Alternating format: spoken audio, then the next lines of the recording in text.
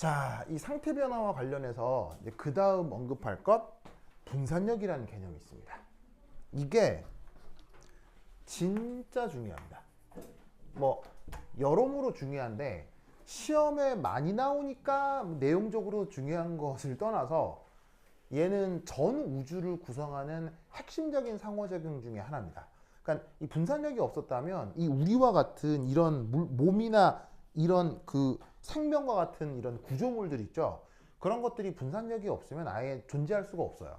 그래서 이 세계에 이렇게 다양한 물질과 생명이 존재하게 해주는 가장 근본적인 힘 중에 하나가 분산력이어서 내용적으로도 중요하고 그러니까 시험에도 많이 나와 중요하고 여러모로 중요하고 알겠죠? 자, 그럼 이제 분산력. 원래 영어 표현으로는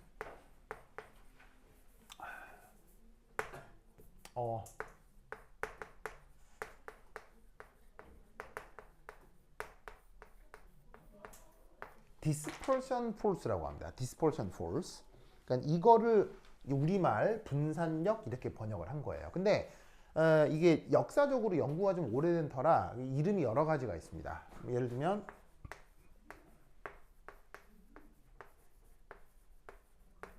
반데르발스 인력 이런 말을 쓰기도 하고 아니면 런던 폴스 뭐 이런 말을 쓰기도 합니다. 반데르발스 그 다음에 런던 다 사람 이름이어가지고요. 이름 자체에 무슨 뜻이 있는 게 아니에요. 반데르발스라고 저기 그 노르웨이인지 뭐 이렇게 스웨덴인지 그쪽 북유럽 사람 이름이어서 이름이 좀 이상한 희한하고 이 런던은 영국 사람 아니 영국이었나? 영국인가 프랑스 하여튼 이 서유럽 사람인데 원래 이름이 존 런던인가 뭐 그럴 거예요. 그래서 이제 런던이 성이야. 그래서 이제 무슨 영국 런던하고 무슨 관계가 있냐 그게 아니면 그냥 사람 이름입니다. 알겠죠? 그래서 이 분산력을 다양하게 불렀어요. 근데 이제 가장 기본적인 이름이 바로 요거예요. 그럼 이게 뭐냐? 이거 이제 하나하나 살펴보도록 하겠습니다.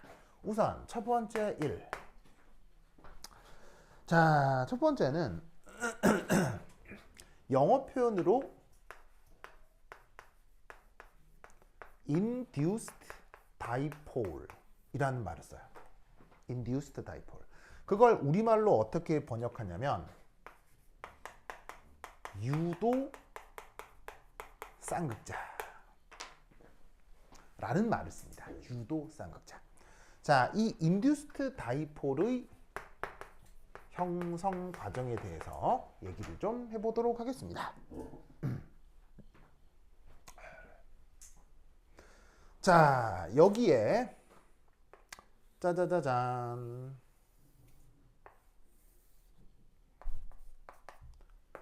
어떤 아무거나가 있습니다. 어떤 아무거나이기 때문에 이 녀석은 뭐 원자라고 해도 되고요. 분자라고 해도 되고 아니면 뭐 이온이라고 해도 되고 금속이라고 해도 되고 뭐 액체여도 좋고 뭐 고체여도 좋고 즉 금속뿐만 되는 게 아니고 비금속이라도 상관없어요. 뭐래도 상관없어요. 그러니까 anything이죠. 아시겠죠? 즉 전 우주에 우리가 물질이라고 이름을 부를 수 있는 anything 아시겠어요? 그 모든 것에서 이런 상호작용이 나타나요. 왜? 성민 왜?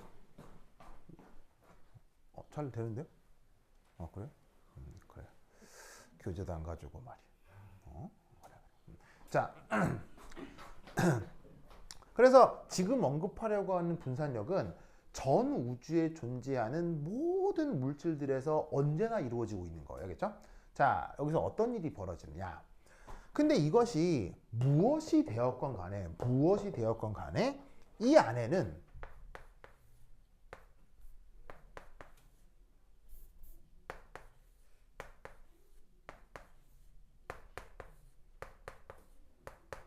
무엇이 있을 거냐면 원자 핵.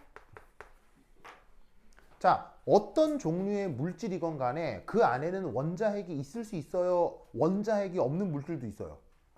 원자핵이 없는 물질도 있을 수는 있긴 있죠. 하지만 그런 물질들은 원자핵이 존재하지 않는 순수한 전자 이런 것들은 우리가 일상생활에서 경험하기 쉽진 않잖아요. 그러니까 어떻게 되냐면 우리가 물질로서 이렇게 손으로 탁탁탁 만져볼 수 있는 정도의 이런 상식적인 물건이라고 한다면 그 안에는 무조건 뭐가 있을 수밖에 없다? 원자핵. 무슨 말 알겠죠? 알겠죠? 오, 그렇다면 원자핵 주변에는 상식적인 상황이라면 주변에 누군가가 붙어 있을 수밖에 없겠어요. 원자핵 주변에는 상식적인 상황에 주변에 무조건 누가 붙어 있을 수밖에 없어요. 이게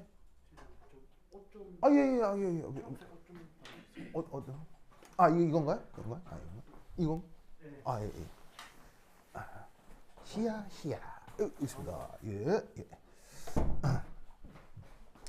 자, 요게 원자핵이면 원자핵 주변에는 상식적인 상황에서 무조건 전자가 붙어 있을 수밖에 없죠. 맞나요? 맞죠? 자, 그럼 이때 아무래도 원자핵은 전자에 비해서 질량이 커요, 질량이 작아요? 질량이 크고 질량이 큰 만큼 관성 또한 어때요? 관성 또한 크죠? 반면에 전자는 질량이 커요, 질량이 작아요? 질량이 작기 때문에 전자는 그 관성이 작을 수밖에 없죠.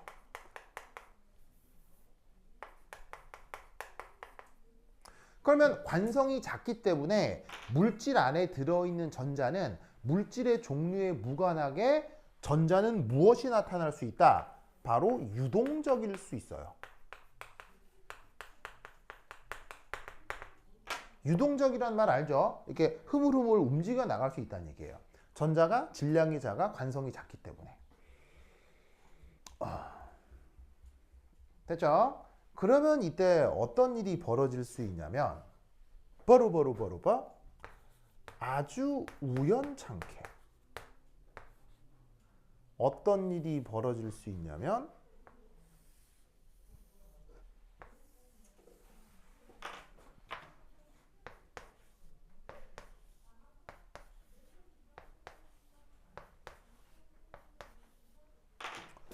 이 상태에서 유동적이었던 전자가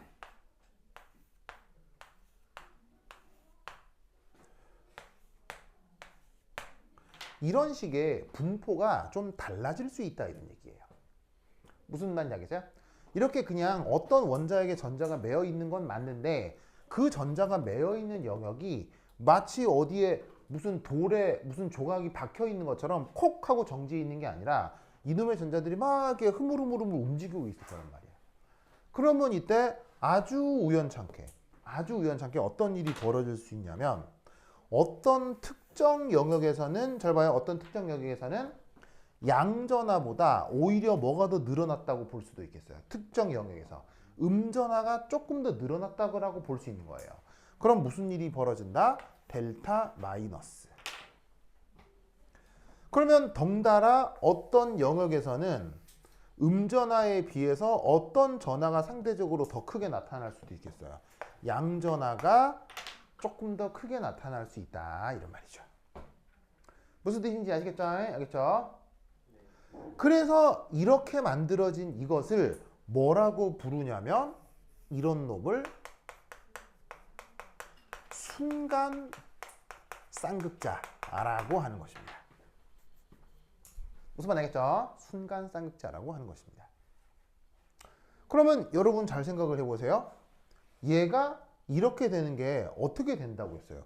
우연히 된다고 했죠. 근데 사실 생각해보면 우연히 되었다 라고 하는 설명은 매우 좋은 설명이에요. 사실 생각해보면 너무 무책임한 설명이에요. 또 예를 들면 뭐 전교 1등 했어. 전교 1등. 야, 너는 어떻게 전교 1등을 했냐? 뭐 그냥 됐어. 뭐 이렇게 얘기하는 거랑 같은 거예요. 무슨 말인지 알겠어요? 그럼 그런 친구 보면 되게 재수없잖아요. 무슨 말인지 알겠죠? 그런 상황인 거야. 그래서 설명이 이거 너무 무책임한 게 아닌가 싶은데 기본적으로 전자는 전자끼리 뭉쳐있는 게 좋아요? 전자는 원자에게 매어있는 게 좋아요? 전자가 플러스 원자핵하고 인력이 있기 때문에 매여 있는 게 정상인지라 우연찮다 하더라도 이 우연이 벌어질 확률은 크겠어요? 확률이 매우 작겠어요? 확률이 매우 작다는 얘기예요. 확률이 매우 작다는 얘기예요. 그래서 지금 여기 보시면 화살표 보이죠? 화살표. 화살표. 뭐라고 돼 있냐면 왼쪽에서 오른쪽으로 가는 화살표는 되게 조그만데 오른쪽에서 다시 왼쪽으로 가는 화살표는 어떻게 되겠어요? 대판 크게 그려져 있죠. 사실 순간 쌍극자가 나타날 수 있지만 나타난다 하더라도 다시 원래대로 냉큼 돌아오게 되는 겁니다. 그러니까 다시 원래대로 냉큼 돌아오니까 이 순간 쌍극자라고 하는 건 그 모습을 잘 갖추겠어요? 나타난다 하더라도 반짝하고 없어지겠어요? 반짝하고 없어지겠죠. 그래서 순간이라고 부른 거예요. 무슨 말 알겠죠? 알겠죠? 그런데 놀라웠게도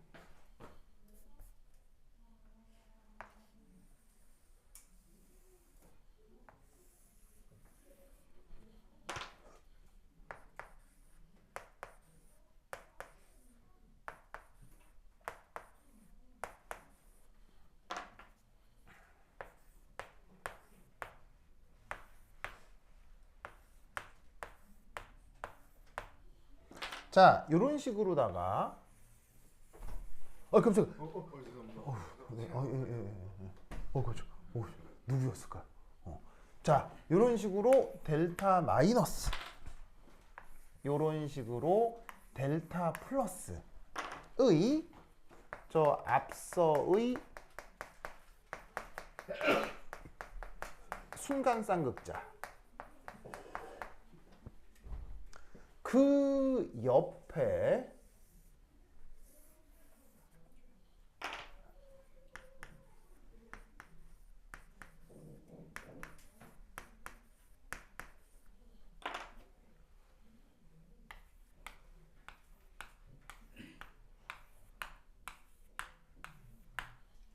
바로 우연히 또 다른 분자가 물질이 가까이 있었다라고 쳐봅시다. 우연하게 또 다른 물질이 가까이 있었다라고 생각해 봅시다.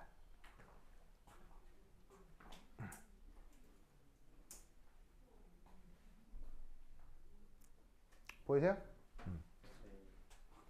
그럼 여기서 어떤 일이 벌어지냐면 여기가 델타 마이너스죠?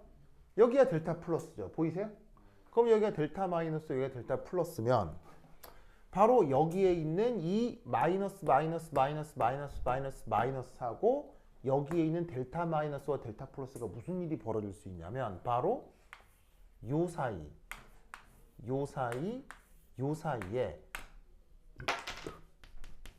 청력이 나타날 수 있어요. 여기에 이 음전화 부분과 여기 전자들 사이에 청력이 나타날 수 있다는 얘기예요. 뭔 뜻인지 아시겠죠? 알겠죠? 그러면 이게 어떻게 되느냐? 바로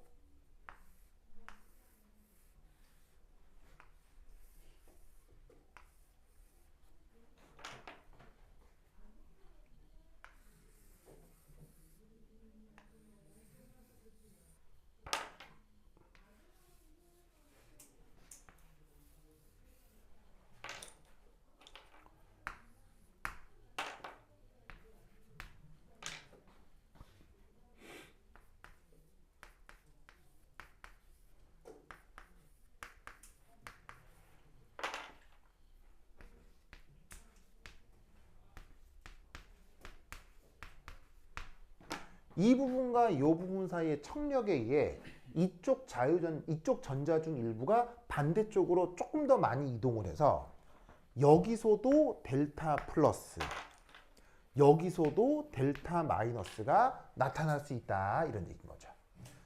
어떤 상황인지 아시겠어요? 그러면 이때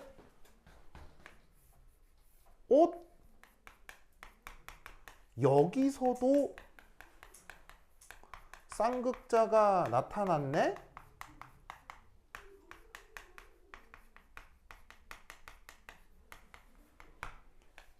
이런 것을 유도 쌍극자라고 하는 것입니다.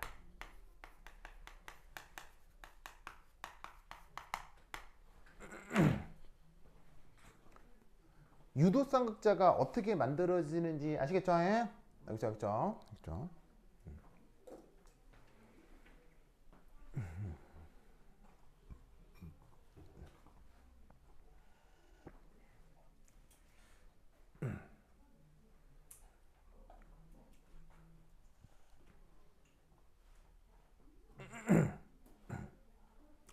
됐습니까?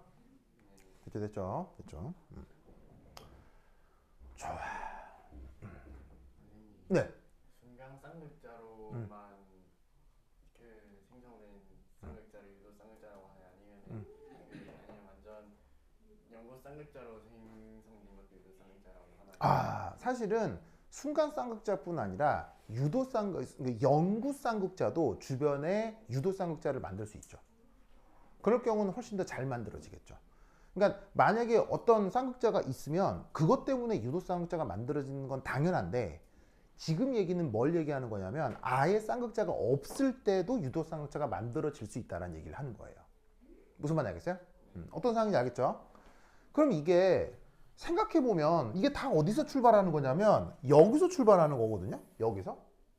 그럼 여기서 생각해보면 아까도 얘기했듯이 설명이 매우 합리적이에요. 되게 무책임한 설명이라고 했어요. 매우 무책임한 설명이죠. 그런데 왜 자연과학에서 이런 설명을 하느냐? 실제로 이런 게 일어나기 때문이에요. 자, 무슨 말이냐? 예를 들어서 여러분들이 18세기 말에 가난한 농부였다고 쳐봐요. 아니, 17세기 말에 가난한 유럽의 농노. 여러분, 유럽 지역도 사실은 원래부터 잘 살았어요. 거기도 다 거지꼴이었어요. 거기도 다 3,400년 전에 다 거지예요, 거지. 알겠어요? 그래서 거기서 이제 3,400년 전에 17세기 뭐 18세기 말 뭐 17세기 말 이럴 때 다 거지꼴로 살아요, 사람들이. 그럼 그때 대부분 사람들의 직업은 뭐예요? 다 농부죠, 뭐. 그럼 허허벌판 농장에서 혼자 확 밭을 메고 있는 거예요. 무슨 말 알겠어요?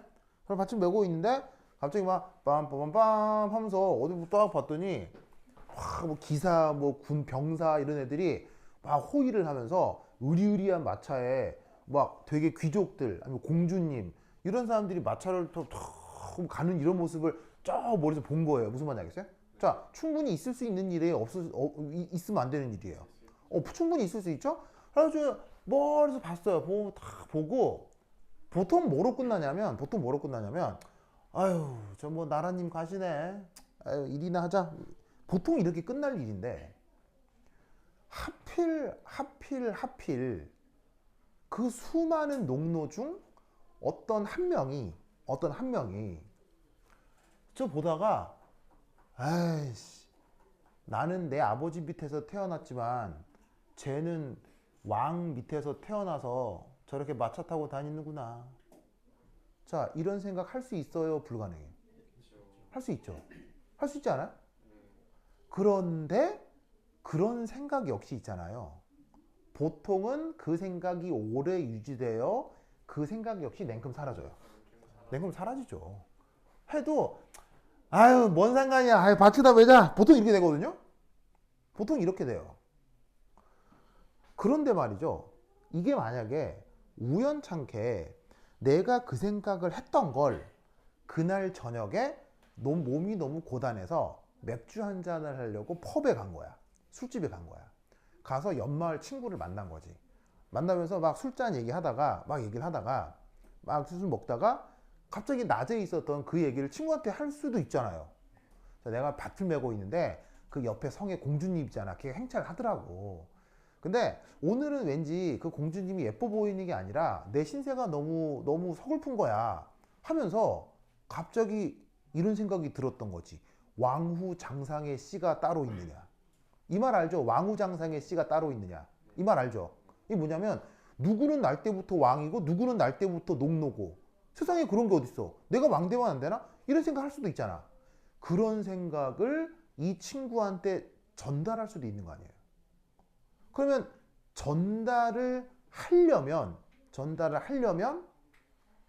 나하고 그 친구하고 멀리 떨어져 있어야 해요? 우연이라도 가까이 있어야 돼요?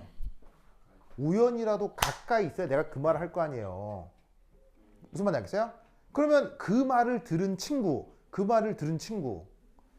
어떻게 끝날 가능성이 높죠? 야, 이 새끼야, 헛소리 하지 말고 술이나 처먹어. 이게 대부분 끝날 일이잖아요. 그런데 놀라웠게도 그 말을 들었던 친구, 야, 헛소리 하지 말고 술이나 처먹어 했던 그 친구도 갑자기 술자리가 꼰다고 집으로 터벅터벅 가면서 갑자기 가슴속에서 뭔가 뜨끈하게 올라올 수도 있어요? 불가능해요? 수도 있는 거죠. 뭔 말인지 알겠어요? 그러면 이런 효과가 어디서 강렬하게 나타난다? 이런 효과가 어디서 강렬하게 나타난다? 바로 사람들이 인구 밀도가 높을 때 그런 일이 벌어지겠어요? 인구 밀도가 낮을 때 이런 일이 벌어지겠어요? 인구 밀도가 높을 때 이런 일이 벌어지는 거예요. 그러면 인구 밀도가 높은 것, 그게 바로 뭐예요? 인구 밀도가 높은 지역, 그게 어디예요? 인구 밀도가 높은 지역, 그게 어디예요? 그게 바로 공장인 거예요. 공장. 공장에는 농사를 지을 때는 사람들 사이의 간격이 꽤 멀리 떨어져 있어요? 가까이 붙어 있어요? 특별한 작업이 아니고서는 농사를 지을 때는 사람 사이의 간격이 좀 떨어져 있거든요. 왜냐면 농기구를 휘둘러야 되기 때문에 이 사람들끼리 가까이 붙어 있을 수가 없어요. 그런데 공장은 사람들끼리 노동자 사이 거리가 멀어요? 가까워요? 매우 가깝죠. 이유는? 많이 사람을 때려 넣어야 많이 안 되겠죠. 정답. 땅값이 비싸니까요. 도시는 땅값이 비싸기 때문에 좁은 영역에 노동자를 많이 때려 넣어야 땅값을 상쇄할 수 있다고요. 그러니까 공장은 자연스럽게 설계를 어떻게 지냐면 노동자하고 노동자 사이 거리가 가까운 거예요. 그럼 어떤 일이 벌어지면 작업을 하면서 얘기를 할 수 있다고요. 그럼 이 얘기가 어떻게 되겠어요? 누군가의 헛소리고 누군가의 말도 안 되는 생각이겠지만 이 생각이 우연찮은 게 그 공장 안에서 쫙 퍼져나갈 수가 있는 거예요.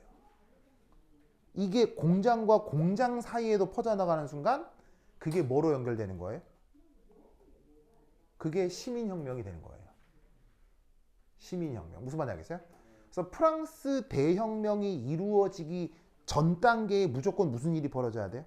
프랑스 대혁명이라는 거 알죠? 프랑스 대혁명이 일어나려면 반드시 무엇이 이루어져야 돼요? 반드시 산업혁명이 먼저 이루어져야 돼요. 산업혁명이 이루어져서 기계화가 돼야 사람들이 좁은 공간에 모여서 밀도가 높아지거든요.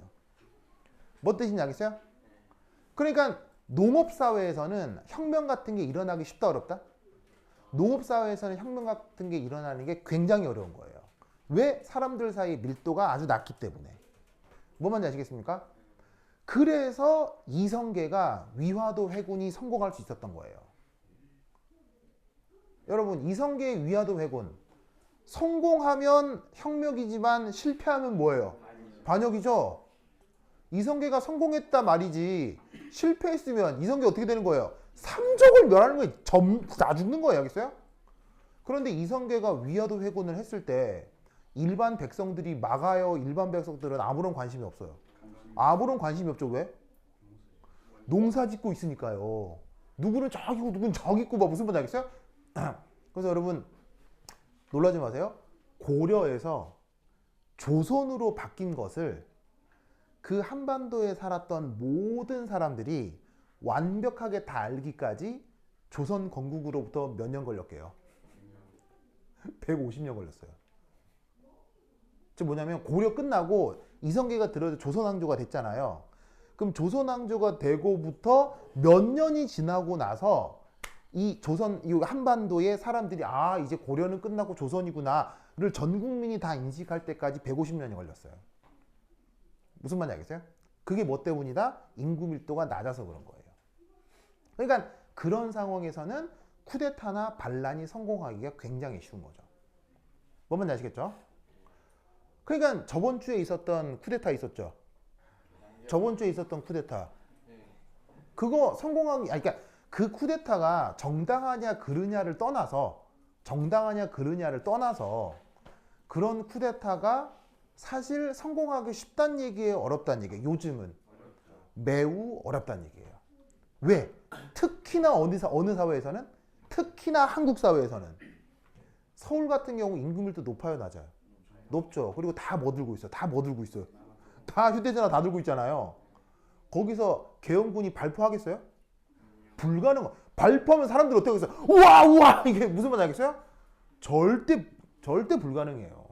그러니까 이렇게 현대화되어 있고 기술적으로 발전해 있고 그다음에 사람 하나하나가 다 방송국이 돼버리는 이런 SNS의 대한민국 사회에서는 이 혁명이나 쿠데타는 불가능합니다. 절대 불가능합니다. 무슨 말인지 알겠죠? 네, 뭐 하여튼 그렇다.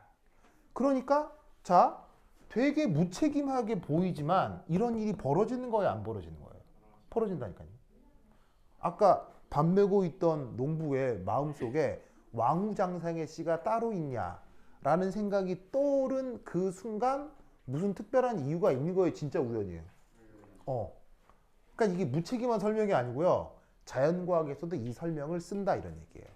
혹은 자연과학에서 설명하는 이 설명 방법을 인문학에 가져가서 역사 이론에도 적용을 하는 거예요.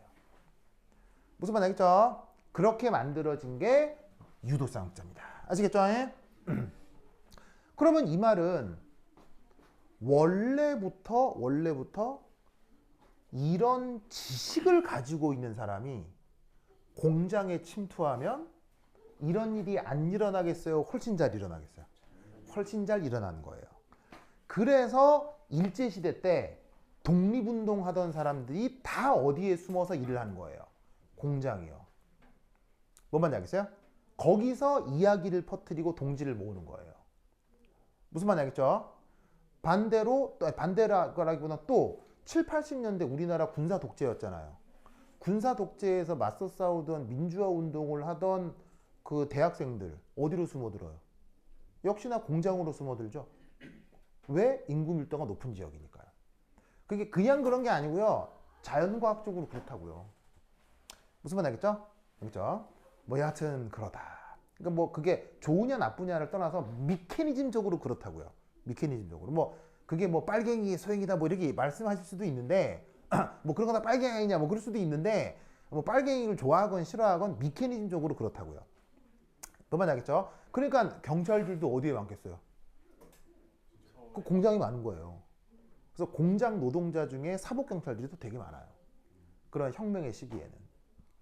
그래서 그런 걸 진짜 여러분 잘 모르시겠지만 프랑스 대혁명 일어나기 전에 유럽 각국에 그 왕들이 비밀 경찰을 운영을 해가지고 공장에서 근무하고 있다가 사람들이 이상한 얘기 하잖아요. 데리고 지도새도 모르게 없애버려요. 그런 얘기 하는 사람들. 그래서 공장에 그런 비밀 경찰들이 유럽에 엄청 많았어요. 엄청 많아요. 그러면 유럽에만 있었겠어요? 우리나라에도 많았겠어요? 무슨 말인지 알겠어요? 왜냐하면 사람 삶은 다르겠어요? 사람 삶은 근본적으로 다 똑같겠어요?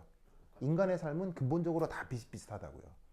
그러니까 이게 우리나라에서만 있었냐 없었냐 뭐 빨갱이 소행이냐 아니냐 그게 아니라 사람은 그렇게 살아왔어요. 그냥 그렇게 살아오는 거예요. 누군가는 쿠데타를 일으키고 누군가는 군인을 막고 탱크를 막는데 탱크를 밀어버리고 이런 사람도 있어요. 어디서? 중국이요, 중국. 여러분, 그리고 저번 주에 있었던 쿠데타는 시민들이 그 군인들 막았던 거 알죠? 그게 막 차 오면은 막았잖아요. 그럼 거기서 한국 사람의 정서로 그 막고 있는 그 사람들을 트럭으로 뭉개면 돼야 안 돼요.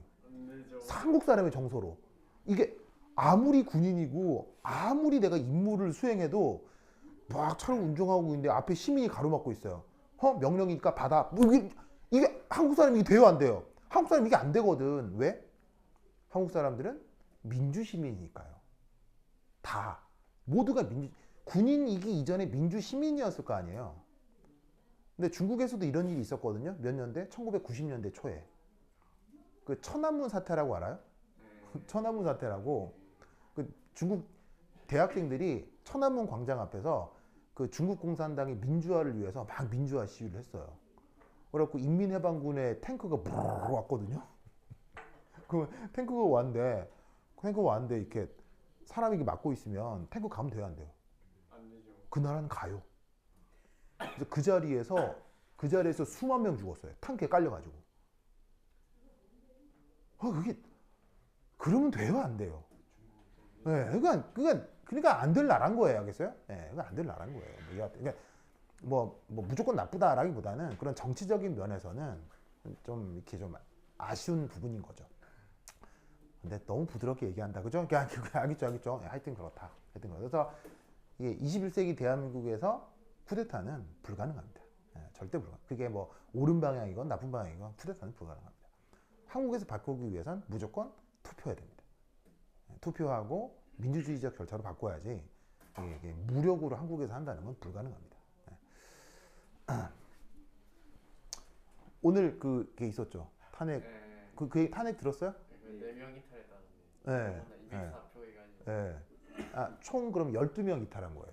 12명. 여당에서 12명 이탈한 거예요. 그래서 한 건데, 여러분들은 잘 들어보지 못했던 진짜 재밌는 얘기도 많습니다.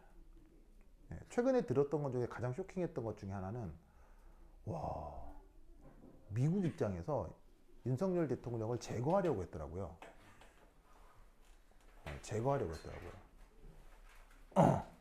왜냐하면 현재 윤석열 대통령이 정권 연장을 위해서 자꾸 전쟁을 일으키려고 했거든요.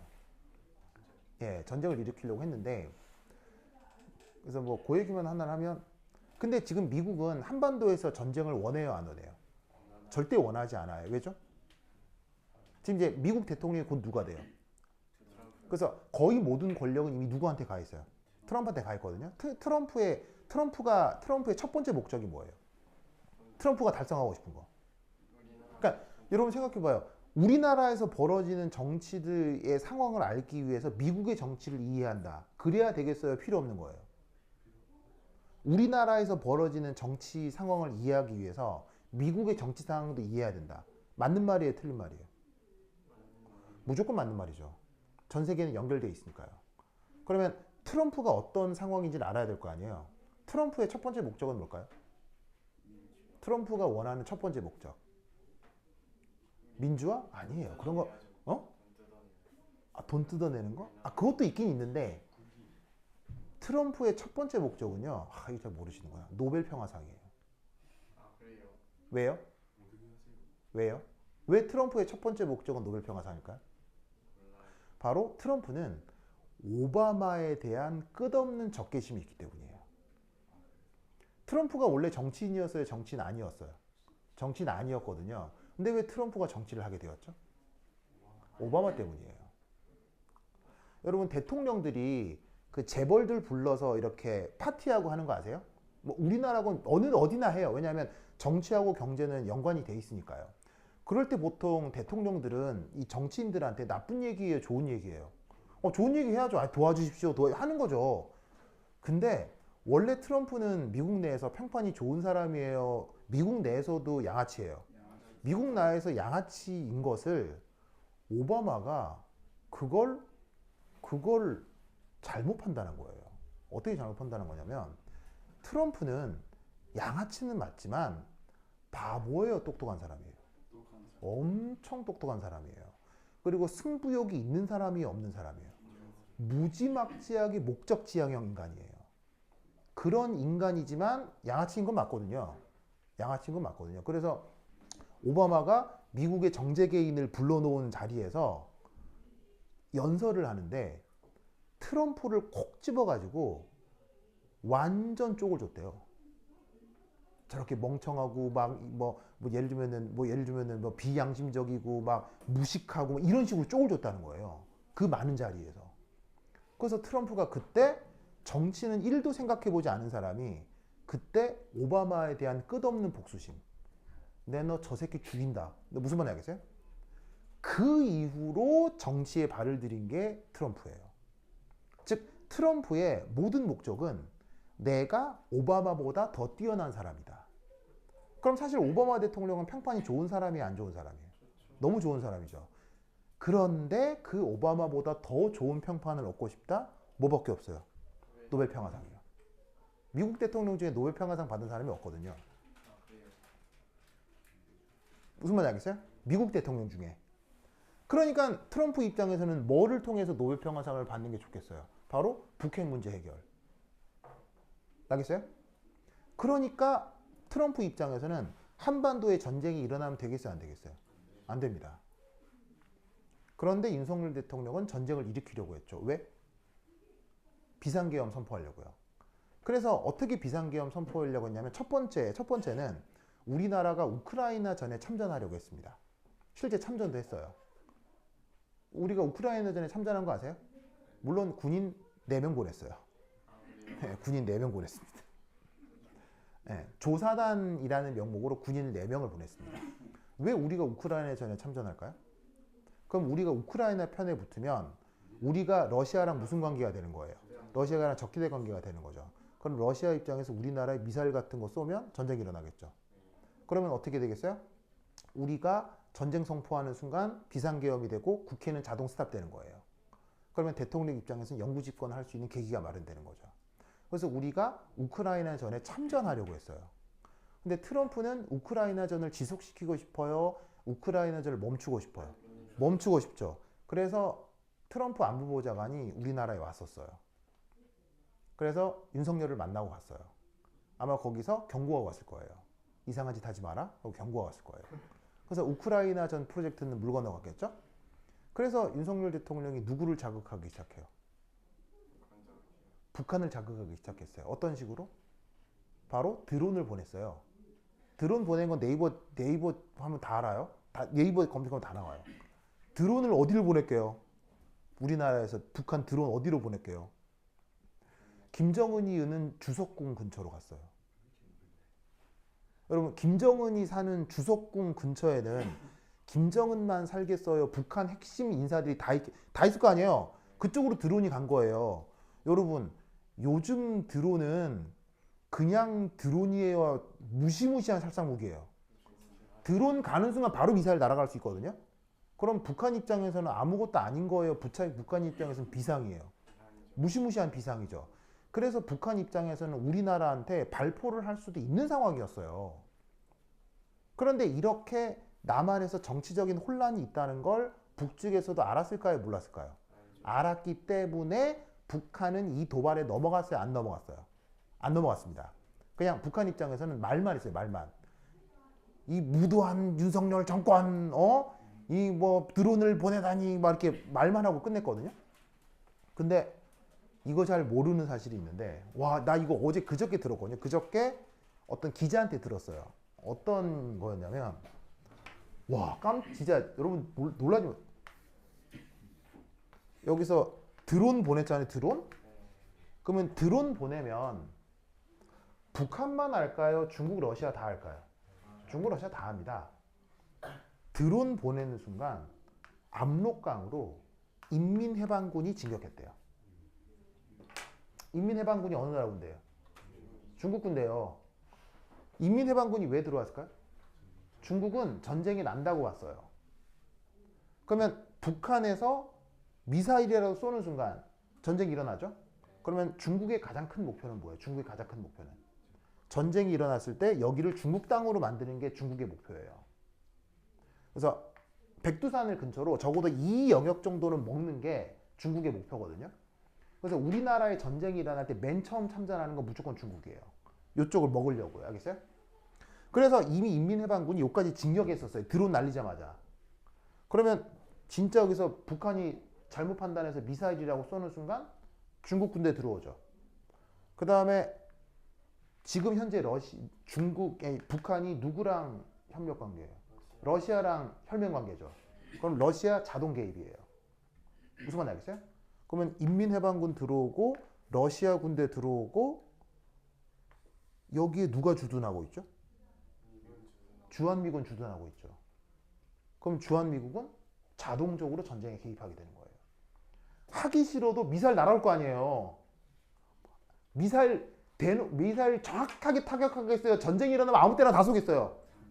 아무 때나 다 쏴. 특히 북한 미사일이 어디를 향하고 있어요? 특히 부산 미사일이. 창원이요. 왜죠?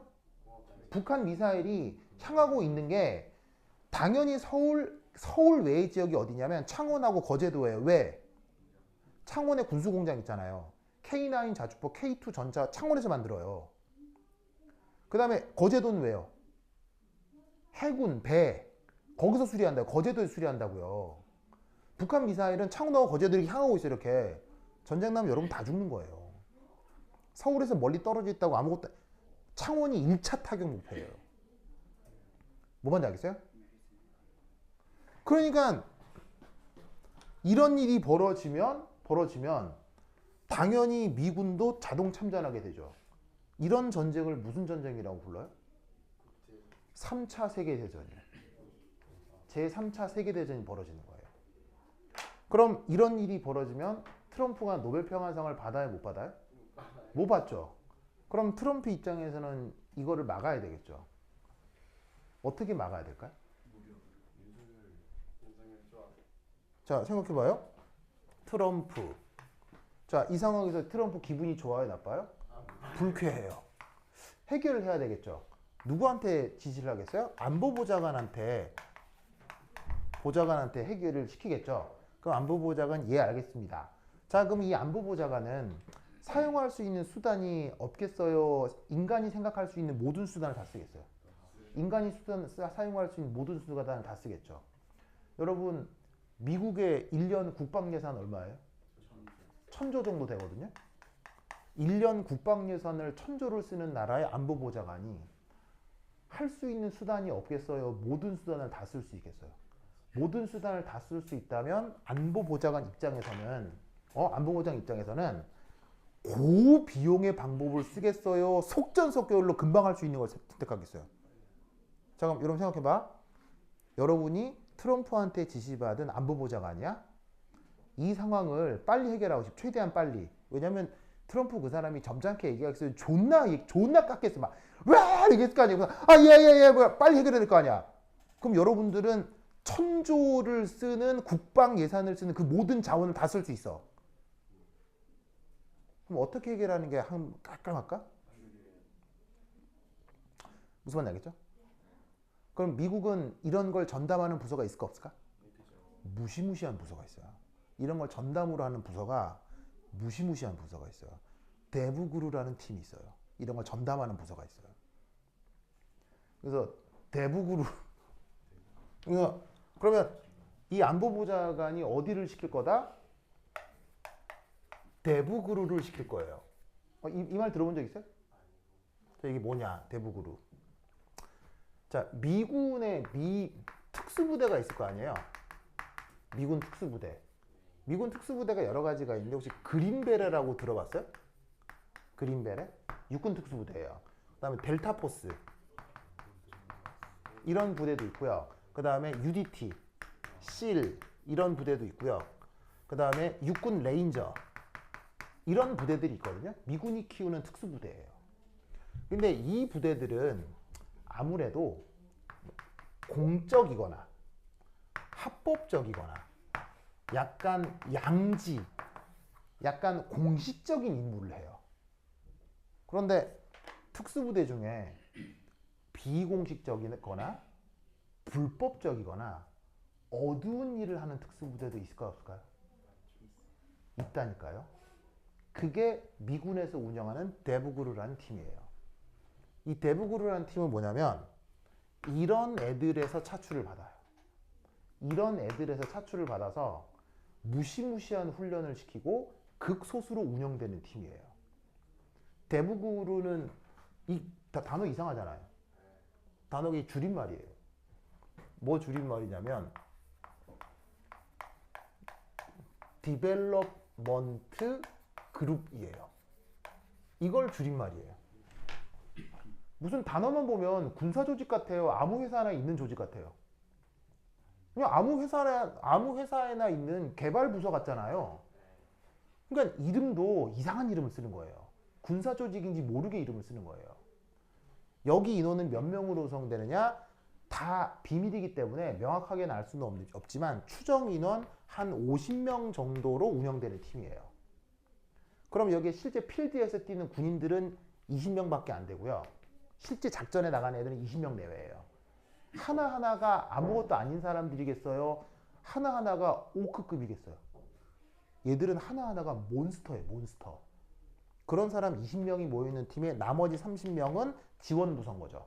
예를 들면 뭐 인공위성으로 위치 추적해 주신다거나 뭐 그런 거. 무슨 말인지 알겠어요? 이 50명이 1년에 예산 얼마 쓰게 해요?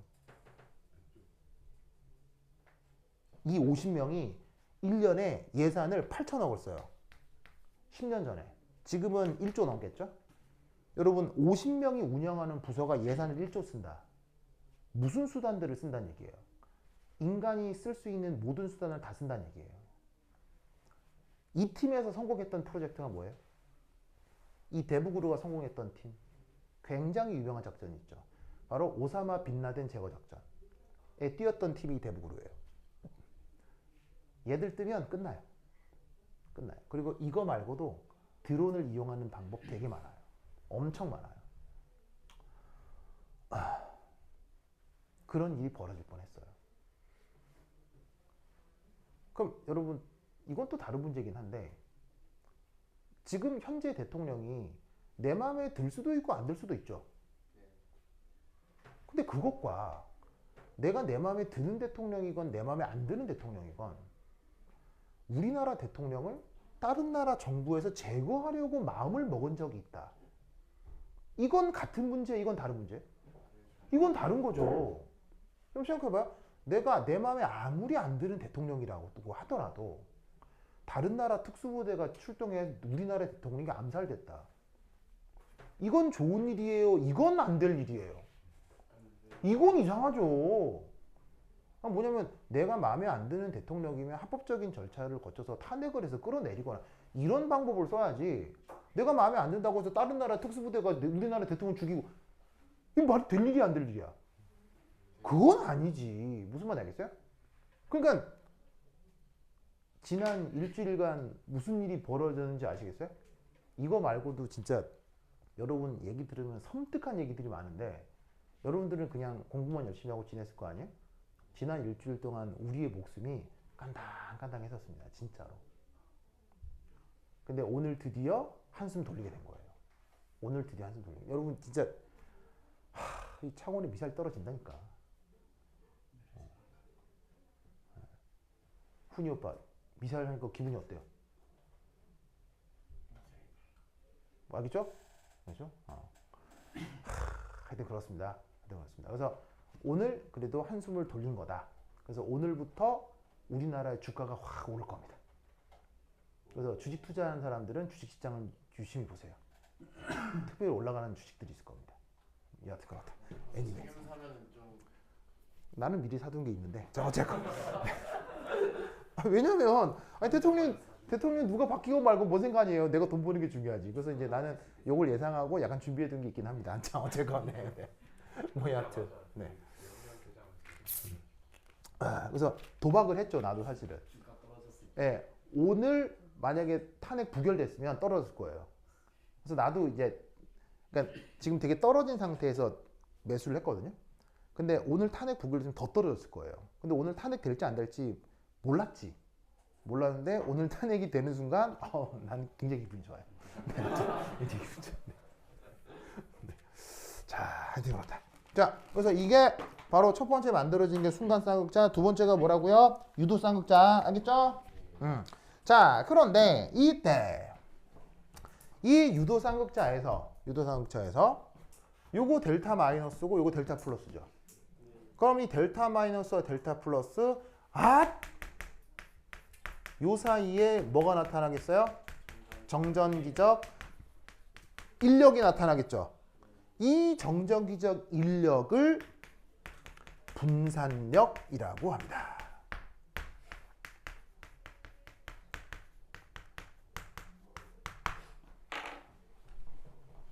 알겠죠? 그 논리를 꼭꼭 기억해 두시기 바랍니다. 오케이, 다다. 그래서 순간 쌍극자가 나타나건 아니면 원래 어떤 영구 쌍극자가 있건 이런 식으로 유도 쌍극자가 만들어질 수 있거든요. 그럼 유도 쌍극자가 한번 만들어지기 시작하면 사실 이걸로 끝나겠어요? 그 유도 쌍극자가 쫙 퍼지겠어요? 유도 쌍극자가 쫙 퍼지기 시작하겠죠? 그렇게 만들어진 유도쌍극자간 인력을 뭐라고 부른다? 분산력. 알겠죠? 그래서 분산력이 이렇게 표현된다는 걸 꼭 기억해 두시기 바랍니다. 오케이, 됐다. 자, 그럼 이제 두 번째. 자, 여기 줄게요. 주다. 오이샤.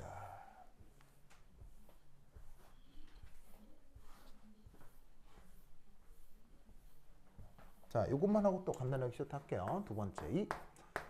그러면 이 분산력이 전 우주를 구성하는 아주 중요한 그 힘이라고 했잖아요.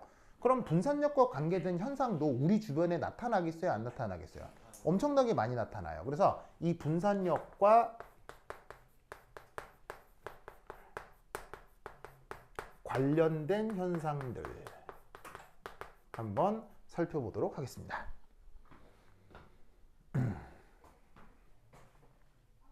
여러분 혹시 이런 거 본 적 있나 모르겠는데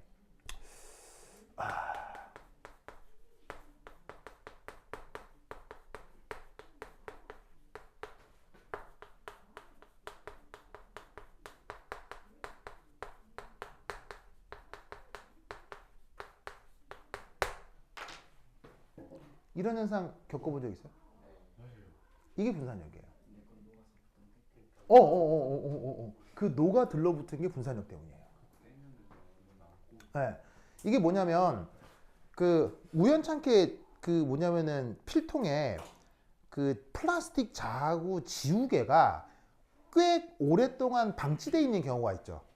그러면 이게 이제 사실은 그냥 육안으로 보면 얘는 자는 자고 지우개는 지우개인데 필통에 넣다 보면 이렇게 예쁘게 딱 포개어져 있는 경우가 있을 수 있잖아요. 그럼 잘 봐. 이 분산력은 언제 나타나는 거예요? 언제? 가까이 있을 때 나타난다고 했죠? 그러면 가까이 있을 때 유도쌍극자가 생기기 때문에 그 지우개하고 플라스틱 자가 가까이 놓이게 되면 완전히 하나처럼 융합되어 들러붙을 수도 있게 되는 거예요. 무슨 말인지 알겠어요? 그게 바로 뭐다? 분산력과 관련된 아주 평소에 볼 수 있는 상황인 거죠. 이게 필통 쓰는 학생들이면 한 번쯤은 경험해 봤을걸요? 네. 그게 한 번 붙으면 떼려고 해도 잘 안 떨어지죠? 그럼 그렇게 생각해 보면 이 분산력이라고 하는 건 되게 귀한 현상이에요. 우리 주변에 아주 흔한 현상이에요. 굉장히 흔한 현상인 거죠. 두 번째가 바로 혹시 여러분 이런 말 들어본 적 있나요? 효소와 기질의 특이성. 이런 말 들어본 적 있나요? 효소와 기질의 특이성. 생물 시간에 효소, 기질 이런 말들은 배워본 적 있죠? 혹시 전혀 한 번도 안 들어봤다. 나도 생물엔 완전 젬병이거든요. 생물엔 젬병이지만 그래도 요 정도 단어는 내가 압니다만. 자, 효소 기질의 특이성은 뭐예요? 특정 기질은 특정 효소와만 반응한다. 이게 바로 효소와 기질의 특이성이죠. 맞습니까? 그러면 이때 어떻게 되느냐? 자, 예를 들어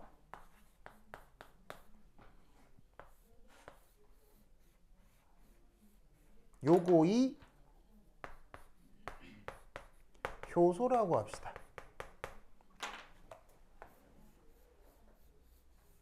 요거이 기질이라고 합시다.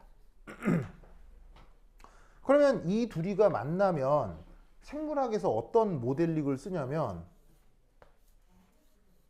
자, 요런 모델을 쓰죠. 이런 식의 비슷한 이런 도식화된 그림들 생물책 찾으면 무조건 나오거든요. 이런 그림을 본 적 있죠. 이러고 나면 그 다음 어떤 반응이 진행된단 말이에요. 그런데 반면에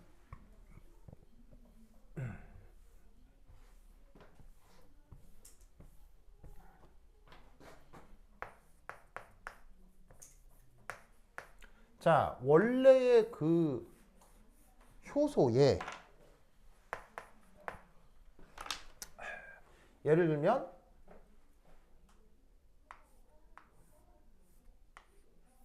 이런 새로운 기질이 반응한다고 쳐보자 이런 말이에요. 그러면 이 둘은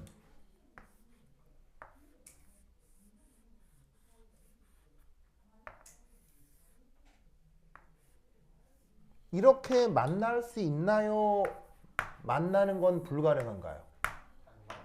이렇게 만나는 건 가능한가요? 불가능한가요? 가능하죠. 가능하죠. 왜냐하면 여기는 뭐가 채워져 있는 거예요? 그냥 비워져 있는 공간이에요. 빈 공간에 뭐가 끼어 들어올 수 있어요. 무슨 말인지 알겠어요? 그런데 이 경우는 그 이후 반응이 가능해요? 불가능해요? 불가능하고 다시 냉큼 돌아 나옵니다.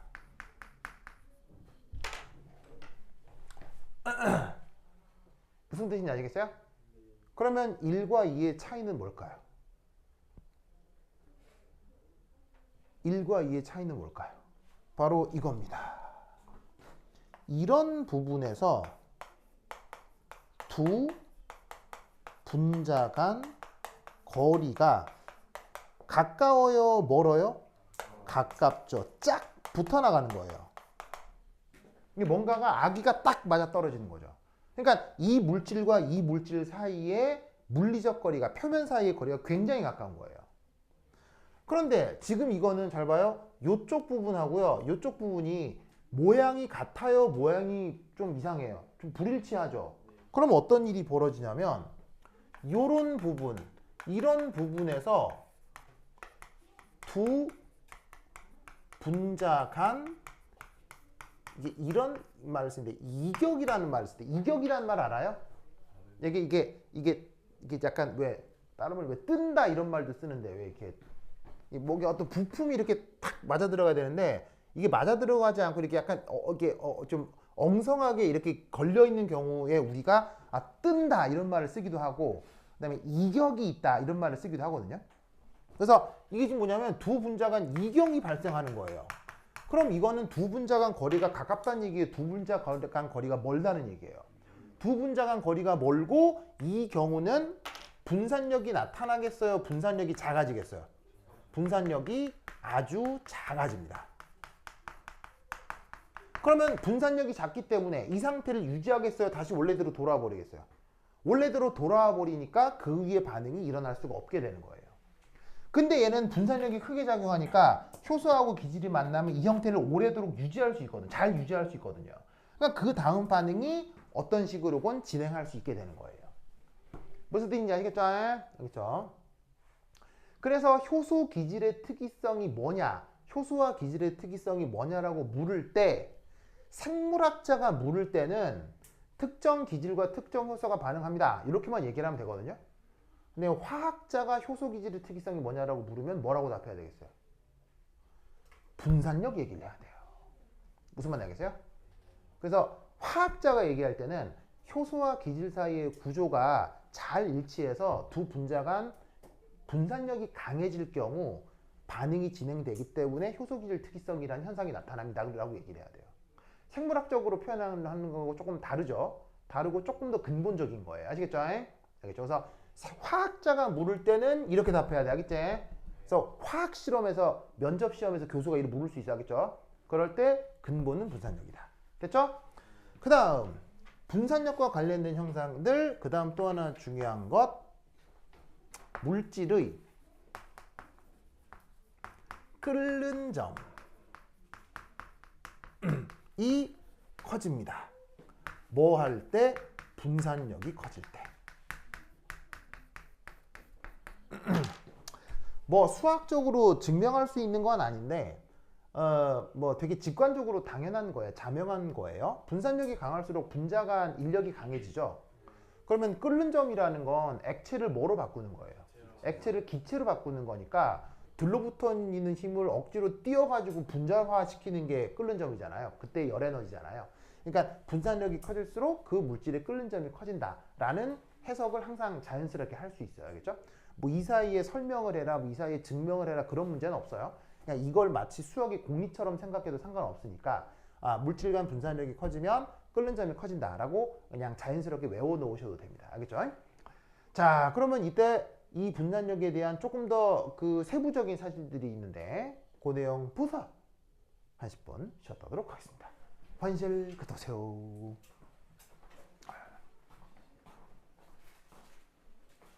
누가 보고 있지? 이현진. 현진 좋아요. 이원 생중계군이에요, 현진아, 그죠? 라이브로도 보고 방송으로도 보고. 대단합니다. 그런가요? 좋습니다. 좋습니다. 좋았어요. 현진. 멋져요.